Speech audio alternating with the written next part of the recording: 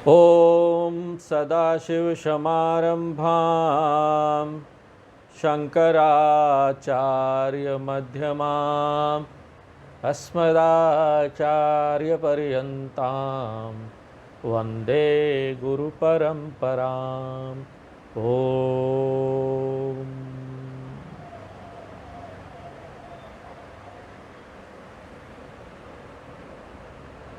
रावण का हाहाकार पूरी पृथ्वी में मचा हुआ है।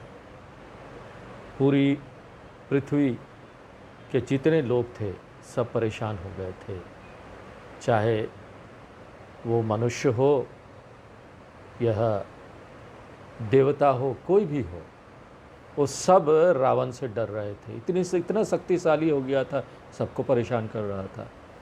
तो सब लोग, जितने लोग थे, पृथ्वी माता भी जो थी वो गौ बनकर, और बाकी सभी देवता लोग ब्रह्मा जी के पास गए कि हमको बचाइए, ये रावण का उत्पात बहुत बढ़ गया है और ये कुछ भी धर्म इस पृथ्वी पर रहने नहीं देगा।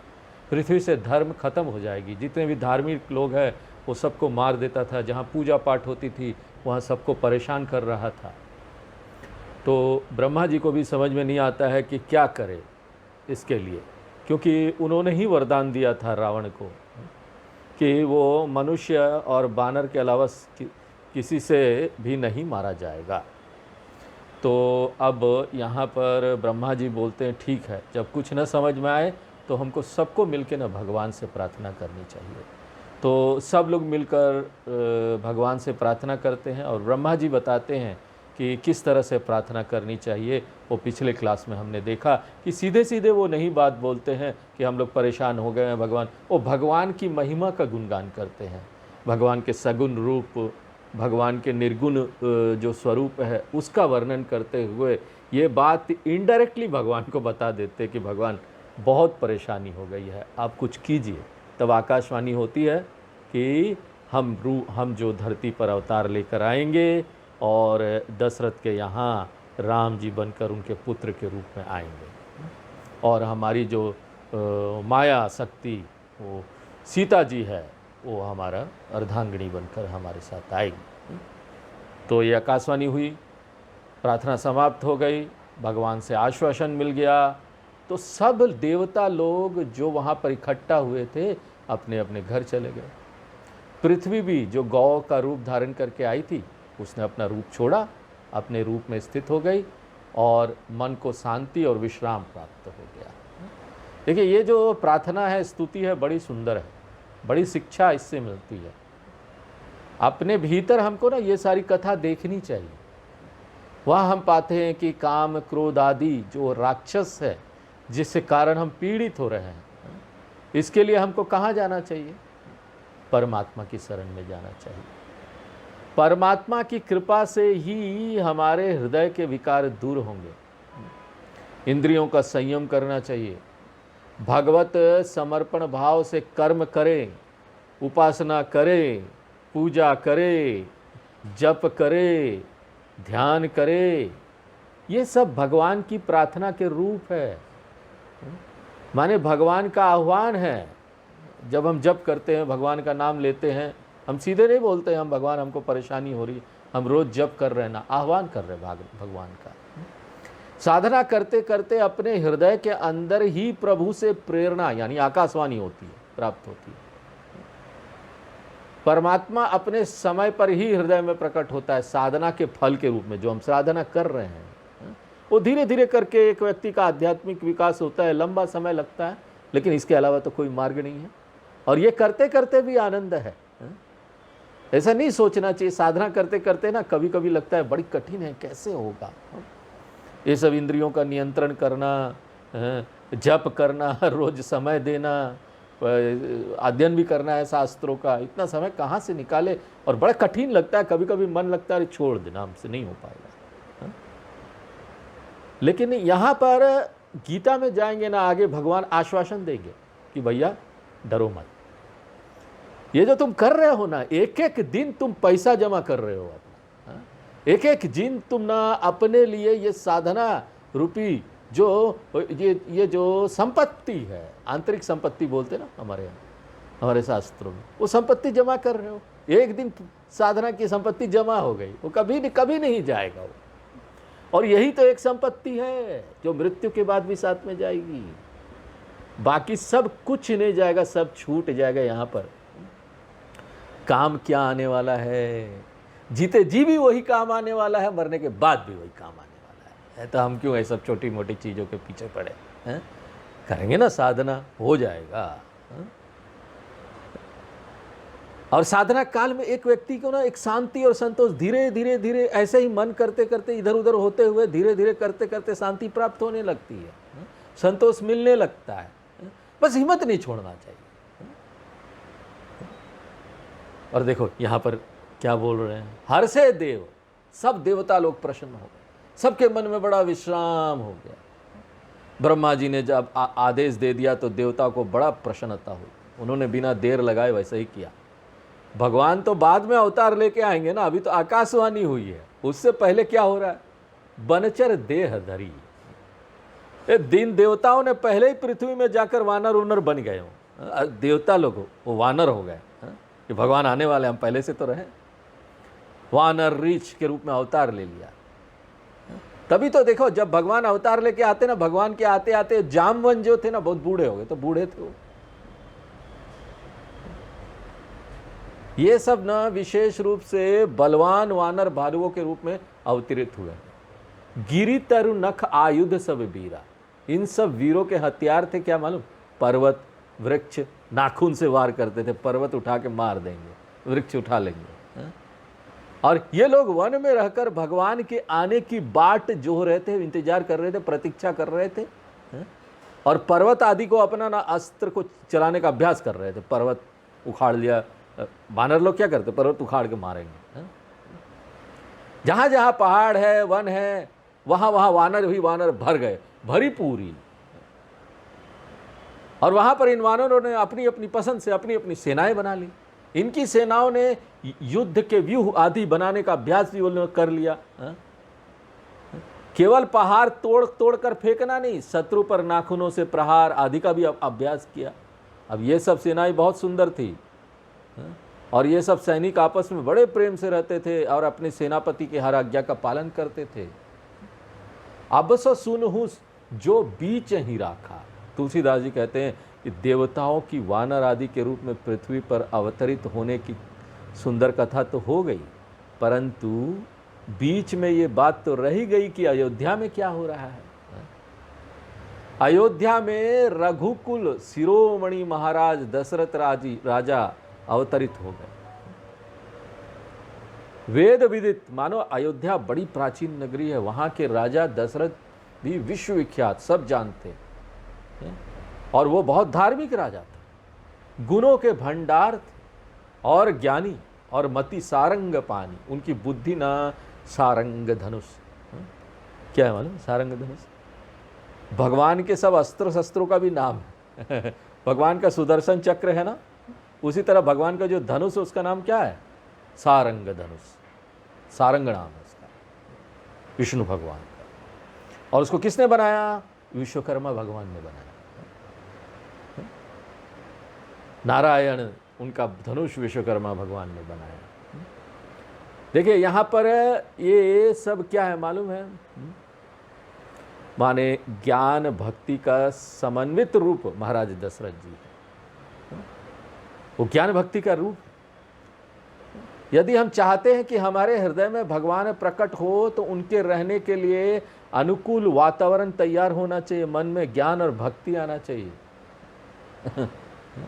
ज्ञान और भक्ति जैसी वृत्ति जैसे दशरथ जी में थी, वो हमारे अंदर भी होना चाहिए, तभी जाकर भगवान प्रकट हो।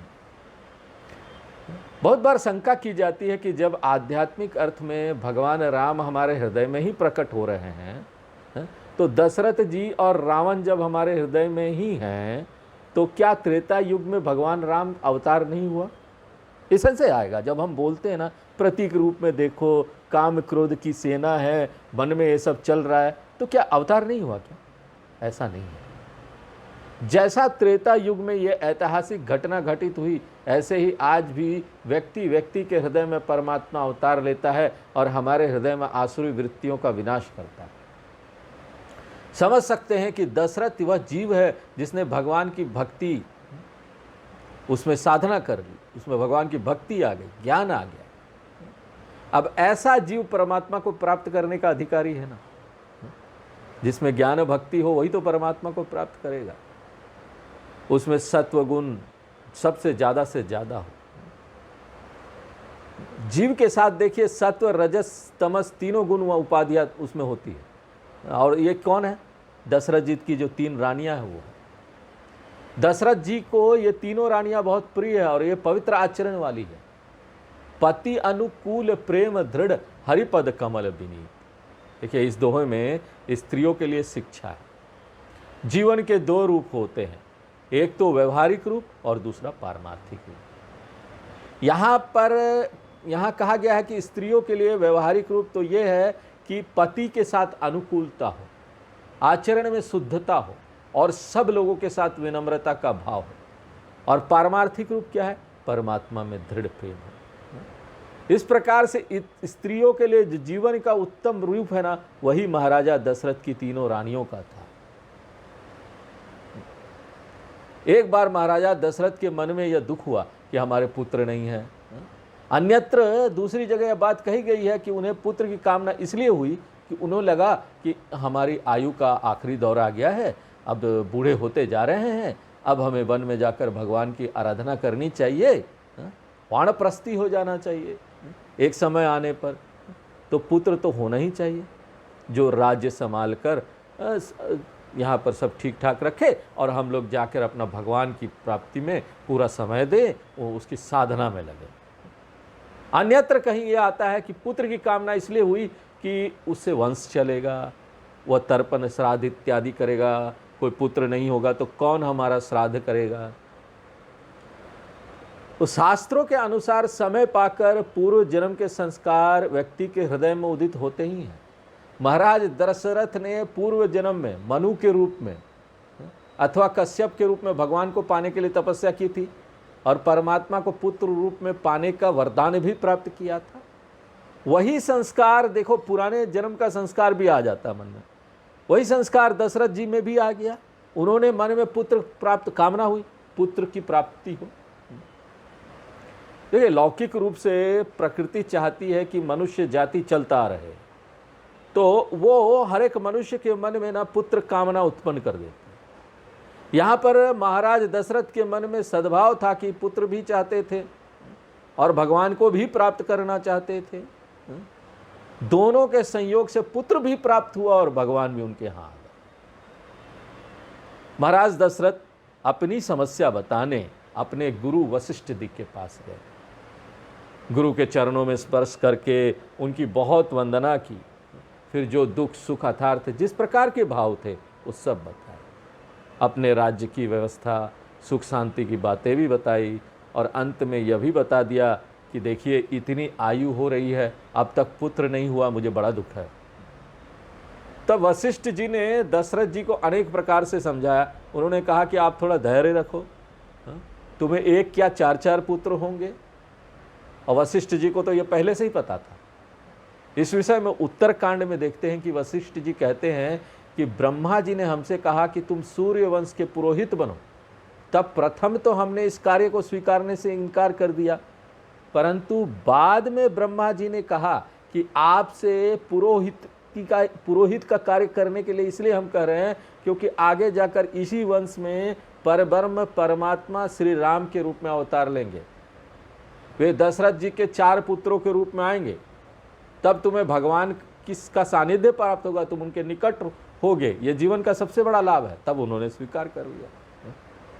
त्रिभुवन विदित जो तीनों लोकों में विख्यात है वह परमात्मा ही है और वो भक्तों के हृदय के भय को दूर करने वाला। इस प्रकार वशिष्ठ जी ने इनडायरेक्टली ये सब बात बोल दी कि तुम्हारे पुत्र के रूप में भगवान ही अवतार लेंगे। वशिष्ठ जी ने कहा कि इसका अर्थ यह नहीं है कि हम कुछ न करें, चुपचाप बैठे रहें। उन्होंने महाराज दशरथ से कहा कि भगवान के आवाहन के लिए आह्वान कीजिए, और इसके लिए आपको क्या करना पड़ेगा? वेदों में सब चीज़ दिया हुआ, आपको जो चाहिए वो यज्ञ कर लो। पुत्र कामेष्टि यज्ञ बहुत बड़ा यज्ञ होता है। पुत्र प्राप्त करना है तो उसके लिए यज्ञ करो। श्रृंगी ऋषि इस यज्ञ को करने का विधान जानते हैं, इसलिए वशिष्ठ जी ने उन्हें ही पुत्र कामेष्टि यज्ञ को करने के लिए बुलाया। श्रृंगी ऋषि को, श्रृंगी ऋषि ने आकर यज्ञ करवाया। मंत्रों के साथ श्रृंगी ऋषि, वशिष्ठ मुनि तथा अन्य ऋषियों ने बड़ी श्रद्धा के साथ इस यज्ञ को किया, उसमें आहुति दी। इस प्रकार ना पूरा विधि के साथ यह यज्ञ संपन्न हुआ और अंत में अग्नि देवता एक हाथ में, एक पात्र में खीर लिए हुए प्रकट हुए। अग्निदेव महाराज दशरथ से बोले, देखो जो कुछ आपके हृदय में विचार रखा था ना, आपका वह सब काम समझो अब सिद्ध हो गया है। ये यज्ञ पूरा हुआ, सिद्ध हो गया। अब यह हवन का प्रसाद ले जाकर अपने रानियों के बीच जिसको जिस प्रकार से देना है यथा योग उसी प्रकार बांट। तब अदृश्य भय पावक सकल समहि समुझाई। इस प्रकार सभा को समझाकर अग्निदेव अदृश्य हो गए, अर्थात यज्ञ समाप्त हो गया और यज्ञ का जो फल था प्रसाद पाकर महाराज दशरथ जी भी बड़े प्रसन्न हो गए, उन्हें परमानंद प्राप्त हो गया। यह प्रसन्नता ऐसी है जो उनके हृदय में समा नहीं रही थी। आपकी कोई कामना पूरी हो जाए, देखो बड़ी प्रसन्नता होती है। मेरी ये इच्छा थी बस पूरी हो गई, कामना पूरी हो गई। उनकी इच्छा थी, यज्ञ हुआ, पूरा हो गया।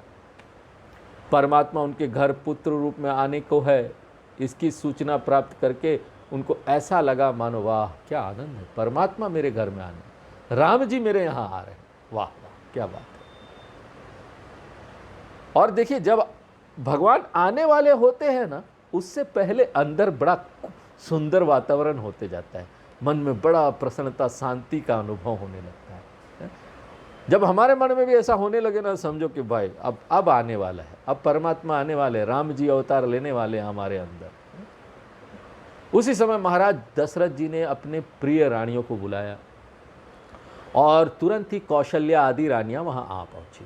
महाराज दशरथ ने जो हविष, जो यज्ञ का प्रसाद होता है उसको हविष बोलते हैं, उसका बंटवारा रानियों के बीच इस प्रकार किया कि पहले 2 अर्धभाग करके एक आधा भाग जो था कौशल्या जी को दे दिया, तो वो सबसे बड़ा भाग हुआ। इसके कारण क्या हुआ, राम जी उससे उत्पन्न, उभय भाग आधे कर दीना। उसके बाद शेष आधे भाग को फिर 2 बराबर भागों में बांटकर उसमें से एक भाग कैकेयी को दिया। कैकेयी के, क्योंकि वो 1/4 भाग कैकेयी को मिला था, तो उसमें भरत जी उत्पन्न हो गए और उसमें भगवत्ता बहुत अधिक थी। दूसरे नंबर पर भरत जी है, बहुत उनका वो बहुत पूजनीय है राम जी के बाद भरत जी। और उसके बाद जो 1/4 भाग बचा हुआ था उसमें से 2 लोग आए, वो लक्ष्मण जी और शत्रुघ्न, तो उनमें थोड़ा सा वो जो अभिव्यक्ति है ना वो कम। लक्ष्मण जी और शत्रुघ्न को श्री राम और भरत जी का अनुगामी होना था, इसलिए इस अंतिम 1/4 भाग को कौशल्या जी और रानी कैकेयी के हाथ में छुआकर सुमित्रा जी को दे दिया, छुआकर उनको सुमित्रा जी को दे दिया और सुमित्रा जी को ये 2 हो गए, लक्ष्मण और शत्रुघ्न। यही विधि गर्भ सहित सब नारी। इस प्रकार भगवान उन रानियों के हृदय में भी आ गए। यहाँ पर लगता है कि भगवान उनके गर्भ में आए, लेकिन देखो बात यहाँ है ना, भगवान सच्चिदानंद स्वरूप है। उनका शरीर हमारे जैसा नहीं होता है। हमारा 5 महाभूत का शरीर, उनका शरीर दिव्य है, वो प्रकट होते। भगवान कभी जो अवतार लेते हैं ना, वो पेट में गर्भ में आकर फिर बच्चे और पहले 5 महाभूत शरीर, ऐसा नहीं होता, प्रकट हो जाता वो। लेकिन भगवान की माया से रानियों को भ्रम हो गया था कि उनके यहाँ ना उनके पेट में बच्चा आ गया, उनके पुत्र होने वाला है, ऐसा माया हो गया था, ये समझिए। इसलिए अवतार जो होता ना सीधा प्रकट होते भगवान, कोई ये 9 महीना पेट में गर्भ में वो सब नहीं। भय हृदय हर्षित सुख भारी, आनंद स्वरूप भगवान हृदय में आए तो प्रसन्नता तो होती है। इसलिए जा दिन ते, जिस दिन से भगवान उन रानियों के हृदय में आए, तीनों लोकों में आनंद छा गया। तीनों लोक माने 3 अवस्थाएं, अर्थात भगवान हृदय में आने के बाद रानियां सोते जागते 24 घंटे प्रसन्न रहने लगे। क्या है 3 अवस्था? तत्वबोध में हमने देखा, जागृत, स्वप्न, सुसुप्ति, यही 3 अवस्था होती है ना हमारे जीवन में। या तो हम जागते हैं, या निद्रावस्था में होते हैं, या स्वप्न में होते हैं। अब ये तीनों में हम खुश रहे तो क्या मजा आ जाए। निद्रा में तो सभी लोग खुश होते हैं, लेकिन यहाँ पर अगर स्वप्न में भी डरावना स्वप्न सब आता है लोगों को, बड़ी परेशानी होती है, और उसके कारण बड़ा डर लगता है, बड़ा मन में घबराहट सी होती है। तो ये सब उनको बड़ा मालूम था भगवान आ गए, प्रसन्न हो जाओ, वाह, आनंदित हो जाओ, हर समय कोई मन खराब नहीं हो। मंदिर मह सब राज ही रानी, रानियों के हृदय में भगवत्ता प्रकट हुई तो सहज ही उनके हृदय भगवान के गुणों से परिपूर्ण हो गया। ये रानियां गुणों के भंडार बनकर मंदिर में शोभा पाने लगी, महल में शोभा पाने, सुख जुत।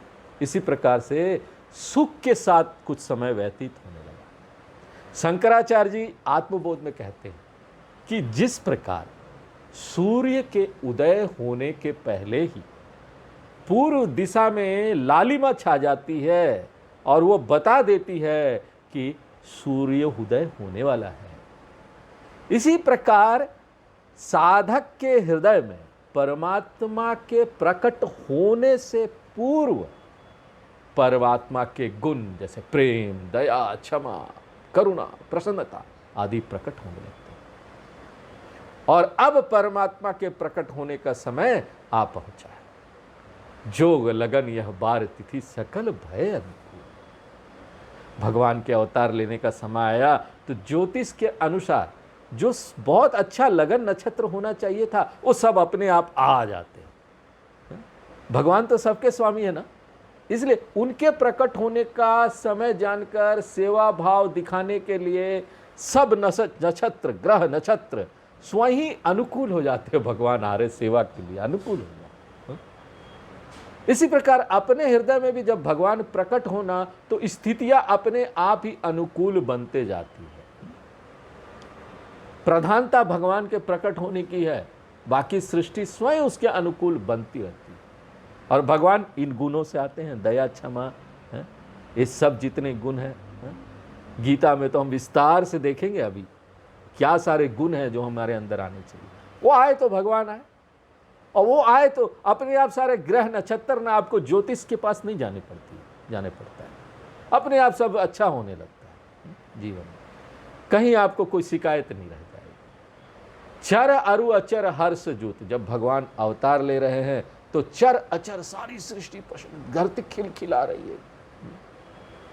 चर सृष्टि जैसे मनुष्य आदि वो प्रसन्न हो गए। चर यानी चलने वाला, हिलने वाली जो सृष्टि में जो चीज हिलती है, और अचर जैसे वृक्ष, लताएं इत्यादि खूब फल फूल हो गए, एक जगह जो खड़ा रहता है, हिलता नहीं, वो प्रसन्न हो। इसलिए तुलसीदास जी कहते हैं लगन मुहूर्त जोग बल तुलसी गिनत न काही, राम भय जे ही दाहिने सब ही दाहिने ताही। अगर भगवान राम दाहिने हो गए तो सारी प्रकृति ना दाहिने हो जाती है, अपने आप दाहिने हो जाती है। इसलिए कई लोग ना नक्षत्र आदि की पूजा करते हैं ना, ग्रह नक्षत्र, नवग्रह पूजा, अब देखिए अच्छी पूजा है, हम इसका सम्मान करते हैं, लेकिन वो कोई ना कोई कामना से डर के करते हैं कि ना हमारा ग्रह नक्षत्र ठीक हो जाए। ये व्यर्थ है। सही तरीका तो ये, हम सीधे सीधे भगवान की शरण में क्यों नहीं जाते? हमारे यहाँ भगवान है, शिव भगवान, कृष्ण भगवान, राम जी, चले जाओ, उनकी, वो सबके भगवान है। अगर उनकी कृपा हो गई तो सर्व नक्षत्र ना अपने आप दाहिने हो जाएंगे, आपके अनुकूल हो जाएंगे, आपके पीछे पीछे लग जाएंगे, पीछे पीछे रेल की भांति चलेंगे, अब जहां जाएंगे सब अनुकूल होकर चलेंगे। जो व्यक्ति नक्षत्र को प्रसन्न करने में लगा रहता है ना, उसका क्या अर्थ मालूम? उसको भगवान में विश्वास नहीं। अभी सब नक्षत्र की छोटे मोटे देवताओं की पूजा करके, वो तंत्र मंत्र वाले भी लोग भी ऐसे करते हैं, देवता होता, छोटी मोटी उनके अपने देवता होते हैं, उनकी देवता की पूजा करेंगे और वो सब वो प्राप्त करना चाहते हैं कुछ ना कुछ अपने लिए, अपना कुछ भला कर ले, अपना कुछ दूसरों का कुछ भला कर, कर दे, या दूसरों को नुकसान भी, वो तामसिक पूजा भी होती है, दूसरों को नुकसान करने के लिए इस तरह से तंत्र मंत्र साधना करते हैं। गीता में भगवान भी कहते हैं कि मनुष्य कई बार कर्म के द्वारा ना जल्दी सिद्धि चाहते हैं, वो चाहते हैं कि हम ऐसा कुछ करके सिद्धि प्राप्त करें, इसलिए ऐसे देवताओं की वो पूजा करते हैं जाके रात को शमशान में जाएंगे और मूर्ति उर्ति रख के पूजा करेंगे। लेकिन ऐसी पूजा है ना, वो भगवान की अविधि पूर्वक की गई पूजा है, वो सही नहीं। देवता किसकी शक्तियां हैं? भगवान की शक्तियां, राम जी हमारे, उनकी शक्ति है ये सारे। अरे क्या उनके पास पीछे जा रहे हो? राम जी के पास आ जाओ, सारे लोग ऐसे तुम्हारे पीछे आ जाए। ये भगवान प्रसन्न हुए तो देवता को तो प्रसन्न होना ही पड़ेगा। इसलिए भगवान का अवतार सबके लिए सुख का मूल है, वो मूल है, मूल आधार है आनंद का। उन्हीं की कृपा से जीवन में ना महान आनंद की प्राप्ति होती है। भगवान के प्रकट होने का समय बताते हैं कि चैत्र मास में 9वीं तिथि थी और शुक्ल पक्ष, और भगवान को अति प्रिय अभिजीत नक्षत्र था। दोपहर का समय, चैत्र का महीना होने के कारण ना अधिक ठंड है और ना ही अधिक धूप का ताप है। चैत्र का महीना मतलब क्या? मार्च का महीना आने वाला है। हमारा भी यहाँ देखिए कितनी अच्छी तरीके से रामचरितमानस का प्रवचन चल रहा है। अभी हमारे भी भगवान अभी आने वाले हैं और रामनवमी भी 30 अप्रैल को आने वाला है। भगवान का जन्म होने वाला है, इसी समय में हुआ था। क्योंकि अभी देखिए एक मौसम कितना अच्छा हो गया ना, अब बाहर खिल कर, ना ज़्यादा ठंड है ना ज़्यादा गर्मी है, कितना अच्छा, पूरी प्रकृति ऐसे लग रहा है ना खिलखिला रही है, आने वाले हैं राम जी। सबको सुख शांति का अनुभव होता है, विश्राम प्राप्त होता है, ज़्यादा गर्म कपड़े नहीं पहनना, ज़्यादा एसी की भी जरूरत नहीं है। शीतल मंद सुरभि बह बाहु, सबको सुख देने वाली शीतल मन और सुगंधित वायु बहने लगी। सब संत लोग जो रावण के कारण भयभीत रहते थे, रावण को परेशान कर रहा था, उनके मन में प्रसन्नता और उत्साह आ गया कि अब हम निर्भय होकर पूजा आदि का कार्य कर सकते हैं। अब बताते हैं कि वन की स्थिति क्या है, वन में क्या हो रहा है। वन में ना चारों तरफ फूल खिल गए, पर्वत के ऊपर मनिया प्रकट होकर चमचमाने लगी थी। सरिता अमृत धारा, सारी नदियों में अमृत के समान मधुर स्वच्छ जल की धारा बह रही थी। सो अवसर बिरंचि तब जान, जब ब्रह्मा जी ने यह जाना कि अब भगवान के अवतार लेने का समय आ गया है, तो उन्होंने देवताओं को बता दिया कि चलो अब हम भी चलते हैं, हम भी भगवान का दर्शन करें। देखिए यहाँ पर लौकिक बुद्धि में लग सकता है कि ब्रह्मा जी और देवता तो पहले ही रीछ और वानर बनकर पृथ्वी पर अवतरित हो चुके थे, फिर ये ब्रह्मा जी और देवता फिर से कहाँ से आ गए। देखिए बात यह है ना कि देवता लोग अनगिनत रूप धारण कर सकते हैं, लेकिन अपने स्थान पर फिर भी रहते हैं, जो उनका स्थान है वहाँ रहेंगे, और उसके बाद कई सारे रूप वो धारण कर सकते हैं। इसी प्रकार परब्रह्म परमात्मा ने जगत की रचना की तो वो स्वयं ही जगत के रूप में प्रकट हो गया, और जब स्वयं जगत के रूप में प्रकट हो गया तो कुछ बदला नहीं, कुछ परिवर्तन नहीं हुआ, वो परमात्मा वैसे का वैसा ही है। जैसे रस्सी और सर्प है ना, रस्सी अपने स्थान पर रस्सी रही, लेकिन रस्सी से सर्प का भ्रम उत्पन्न हो गया। अंधेरे में दूर से हमने देखा रस्सी रस्सी, भ्रम है कि वो सांप है, रस्सी था, लेकिन तो रस्सी में तो कोई परिवर्तन नहीं हुआ ना, हमको भ्रम हुआ कि वो सांप है। हम सब लोगों की व्यष्टि बुद्धि में अधिष्ठार देवता के रूप में ब्रह्मा जी का वास है, लेकिन ब्रह्मा जी समष्टि रूप में भी है, कोई समाप्त नहीं हो गया। इसलिए कहते हैं कि ब्रह्मा जी अपने स्थान पर थे, उन्होंने अन्य देवताओं को कहा कि वे सब लोग आकाश में अपने विमानों पर चढ़कर आए, भगवान को अवतरित होकर देखना है, भगवान कैसे अवतार ले रहे हैं, तो सुंदरता देखनी है। गगन विमल संकुल सुरजू था, आकाश भर में सब देवता ही देवता मंडराने लगे, भगवान के अवतार लेने की प्रतीक्षा करने लगे। गंधर्व लोग भी आकर भगवान का गुणगान गाने लगे। बरस ही सुमन, भगवान अवतार लेने वाले, इसलिए गंधर्व गुणगान गाने लगे, फूलों की वर्षा करने लगे, बाजा बजाने लगे, और देवकोटि मनुष्य स्तर मुनि लोग जो थे ना, नाग लोग के जो थे प्राणी भी आकर भगवान की वंदना करते और सब अपनी अपनी सेवा भेंट करने लगे। अर्थात भगवान के आने का समय बड़ा ही आनंद का समय है। इसलिए भगवान की आराधना की जाती है कि भगवान हृदय में आ जाओ, हमारे मन में जो अशांति दुख है ना, वो मिटकर सुख और शांति, यहाँ सुख छा जाए। और देवता लोग भगवान की विनती करके अपने अपने लोक को चले गए। जगन निवास प्रभु प्रकटे अखिल लोक विश्राम। सारे विश्व में जो व्याप्त परमात्मा है वही परमात्मा मानवी शरीर धारण करके प्रकट हो गए। तो यहाँ पर किए गए वर्णन का तात्पर्य है कि भगवान जब जहाँ किसी के हृदय में प्रकट होते हैं तो उसके हृदय में प्रसन्नता वाले गुण आ जाते हैं, उसके व्यक्तित्व के सब अंगों पर प्रभाव पड़ता है, उसका जीवन निखर कर प्रकट हो जाता है। तो इस तरीके से हमको भी साधना में यही सारी चीज़ें देखनी चाहिए कि हमारे अंदर ना ये सारे जितने भी अच्छे गुण बताए जा रहे हैं, ये सारे गुण हमारे अंदर आए, और ये आएंगे ना तो ऑटोमेटिकली परमात्मा फिर हमारे अंदर आना ही है, उसकी अभिव्यक्ति होनी है। और वो किस रूप में होगा, अभी हम लोग बहुत देख रहे वेदांत में, वो ज्ञान के माध्यम से। क्योंकि देखिए ज्ञान यहाँ पर बहुत थोड़ा सा है, परमात्मा का ज्ञान ही परमात्मा का दर्शन है। अभी उपदेश सार में हमने देखा ना, परमात्मा दर्शन क्या है, परमात्मा का ज्ञान हो जाना ही परमात्मा का दर्शन है। और ज्ञान होना कि हम ही वही है, हमारे अंदर जो चेतना है वही है, ये तो थोड़ा सा ज्ञान है, एक लाइन में हमको समझ में आ जाना चाहिए। लेकिन आता क्यों नहीं है? क्योंकि अभी ना मन साफ नहीं हुआ। मन साफ होना यानी शांत नहीं हुआ। छोटी सी चीज है, देखनी है, बस नजर घुमा के देखो ये भैया, ये तो परमात्मा यहीं पर तो है, हम ही तो है। लेकिन उसके लिए तैयारी, वो गुण लाना अपने अंदर बड़ा कठिन काम है, बहुत लंबा समय लगता है। यही जो सारे गुण है ना, वो नहीं आ पाते। दैनंदिन व्यवहार में कहीं ना कहीं हम फंस जाते हैं किसी न किसी चीज को लेकर। और साधना, इसीलिए इतने सारे साधना जो हमारे शास्त्रों में बताया गया है ना, वो सब इसीलिए है। उपदेश सार में हम सारे साधना हमने देखा। अभी 11 क्लास हो गया उपदेश सार में, उसमें पूरी साधना बता दी रमण महर्षि ने।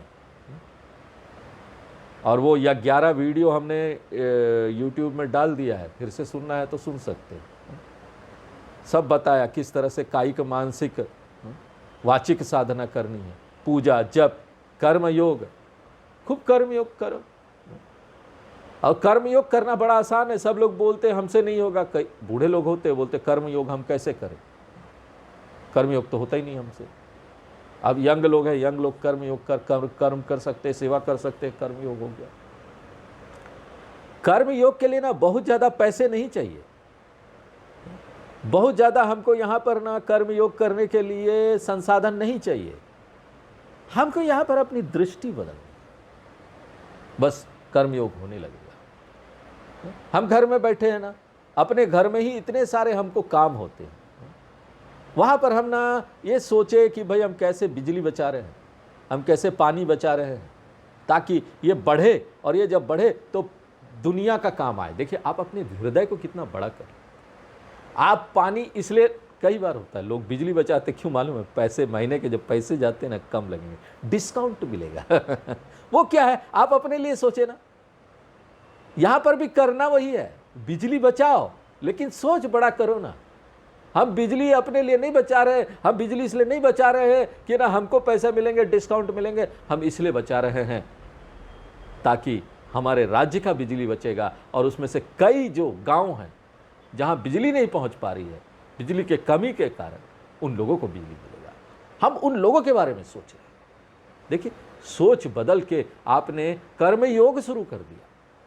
हम पानी इसलिए बचा रहे हैं कि यहाँ पानी बचेगी तो मेरे पड़ोसियों को, दूसरे लोगों को जहाँ पानी की उपलब्धता नहीं है, उनको पानी मिलेगा, उनको जल मिलेगा। और अगर आप ये भी नहीं कर सकते ना, तो सिर्फ एक प्रार्थना कीजिए, सर्वे भवन्तु सुखिना सर्वे सन्तु निरामयः सर्वे भद्राणि पश्यन्तु मा कश्चित् दुःख भाग्। इतने सुंदर सुंदर प्रार्थना है, हाँ? सोफे में बैठे बैठे आराम से अपने कोजी कोजी होकर रजाई उजाई ओढ़कर, अभी तो रजाई की जरूरत नहीं है, आराम से बैठकर चाय पीते पीते सोचिए दुनिया का भला हो। पूरे दिन अपना विचार ऐसे रखिए, देखिए किस तरह से आपका ये मन है ना बड़ा होने लगता है और वो शुद्ध होने, ये कर्मयोग है। सभी कर्मों को हम भगवान को अर्पण करें, किस तरीके से सेवा भाव रखकर, यही सेवा भाव, क्योंकि ये अष्टधा प्रकृति ये भगवान है, ये पंच महाभूत भगवान ही तो है। आप पानी बचा रहे हो, अग्नि बचा रहे हो, बिजली बचा रहे हो, ये सब क्या है? भगवान की सेवा, अपना कर्म भगवान को अर्पण किया हमने। इस तरीके से ना ये बड़ा काम आता है। यही चीज हमको ना, ये जो ज्ञान है ना, छोटी सी ज्ञान इसको समझा देती है कि जीवात्मा परमात्मा ऐक्य, परमात्मा प्रकट हो गया। आत्मदर्शनम इजिकल टू ईश्वर दर्शन, अलग कुछ नहीं है। भगवान राम हमारे हृदय में प्रकट हो रहे, आत्मदर्शन हुआ। और दूसरा कोई अनुभव नहीं यहां पर। अनुभव का बात करना ही यहां पर ना, कोई अनुभव की जरूरत नहीं है। हर समय जिस चीज का अनुभव हो रहा है उसका क्या अनुभव करना। हर समय हमको अनुभव तो हो ही रहा है कि हम चेतन है, यहां पर हम बोल पा रहे हैं, आप अपने कानों से सुन पा रहे हैं, किस कारण से? इसी चेतनता के कारण। ये मुंह के पीछे का मुंह, आंख के पीछे का आंख, कान के पीछे का कान, वही है, उसके अलावा और कोई नहीं। और यही ईश्वर दर्शन है, कुछ अलग नहीं। जान लेना ही दर्शन है, दृष्टि से इस बात को समझ लेना, अपनी दृष्टि को घुमा लेना, यही अनुभव है। विशेष कोई अनुभव की जरूरत नहीं, कोई विशेष चमत्कार की जरूरत नहीं ईश्वर का दर्शन करने के लिए। अभी बैठे बैठे आज ही यहीं पर हो सकता है। और वेदांत ना आपको कोई झूठा प्रॉमिस नहीं देता, आपको झूठा प्रॉमिस यहां पर हमारे शास्त्र नहीं कराते। चाहे तुलसीदास जी रामायण में बोल रहे हो राम जी प्रकट हो रहे, राम जी अवतार ले रहे, या चाहे वेदांत में यहां पर कुछ भी बोल दी, या हम यहां पर आपको वेदांत में ऐक्य दर्शनम की बात कर रहे हैं। सब प्रकट होने वाली बात एक ही चीज है कि ऑलरेडी प्रकट है, हमको तो बस देखना है। आगे हम फिर नेक्स्ट क्लास में देखेंगे। पूर्णमदः पूर्णमिदं पूर्णात् पूर्णमुदच्यते पूर्णस्य पूर्णमादाय पूर्णमेवावशिष्यते। ओम शांति शांति।